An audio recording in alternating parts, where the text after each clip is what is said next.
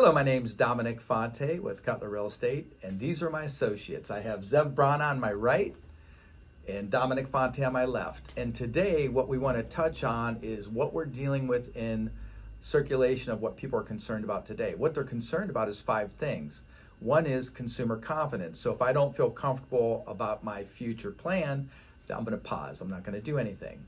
And so what we're struggling with is, what about the foreclosures? We're hearing about, is the shoe about to fall? Are we going to have a lot of foreclosures? And we got talk about interest rates. We have talk about the forbearances, how that's affecting it. And we have talk about new construction units. So if there's so many people in the marketplace, how are we ever going to address that? And is the economy a big impact on us? Let's talk about it.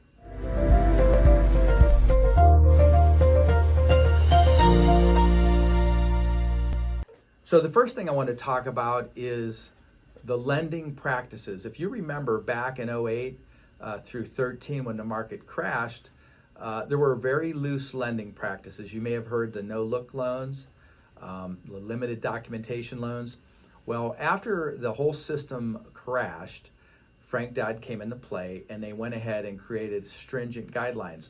So if you look at this first graph that I want to show you, the lending standards are nothing like the early 2000s. Actually, if you look at 1999 through 2007, before the market tanked, you're going to notice product risk in red. So you see that big red stripe across the graph. Well, then if you look in 2008 to 2021, it drops way down and you barely see any red. That means that the borrowers are really more stringent in the guidelines for them to get financing. So that's a positive. So we know that that's going to help in the foreclosures because there's strict guidelines. So the next slide talks about forbearances. So if you can think back when we were talking about February, March, when they shut the country down in 2020, they knew that a lot of people were going to be forced to stay home and not go to work. So the lenders, remembering 2008 when the market crashed, created a thing called forbearance. So that gave a reprieve for 2 months for anybody that was going to be in trouble with making their mortgage payments.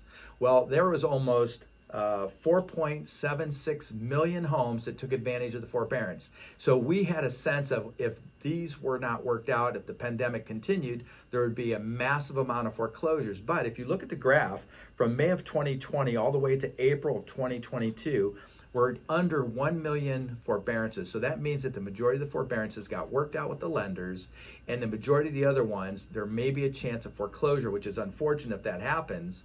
But the difference now is that people have equity in their home. So if you happen to fall into a situation where you're in trouble, reach out to us, because more than likely you'll have enough equity to sell your home, pay off your debt, put some money in your pocket, get back on your feet, take an apartment for a period of time, and then regroup. So we don't really anticipate a lot of foreclosures. Now, the next graph is foreclosure activity is an all-time low. So if you look at 2005, and then you went through the downturn of 7 through 13, millions upon millions of foreclosures. Now, fast forward that to the first quarter of 2022, there's only 78,000 foreclosures. So as we move forward, let's look at a change in prices. So we're going to go to our next slide, which is going to talk about the appreciation and home price change year over year.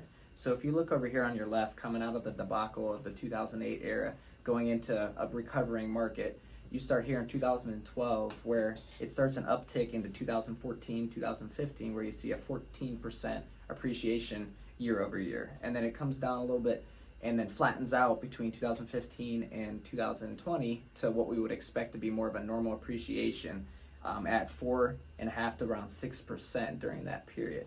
And then post-COVID, coming out of the pandemic, you see a large uptick here going into 21 and 22 of 20%. Now, is that sustainable? Probably not. So the way that you would offset that is our next slide, which is talking about single home new builds over the course since the 1970s. And if you see here, you'll notice that we are still below 1970 levels. So as we need a desire for more inventory, one of the ways to do that is through new builds, and we still need more of that.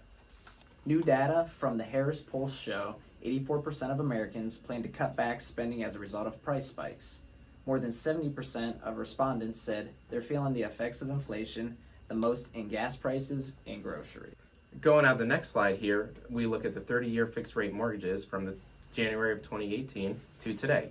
So we can see on the left side of the graph here, in 2018 to 2019, rates were kind of peaked around 5.5%. Then they started to decline up into 2021, where we reached a low of around 2.87.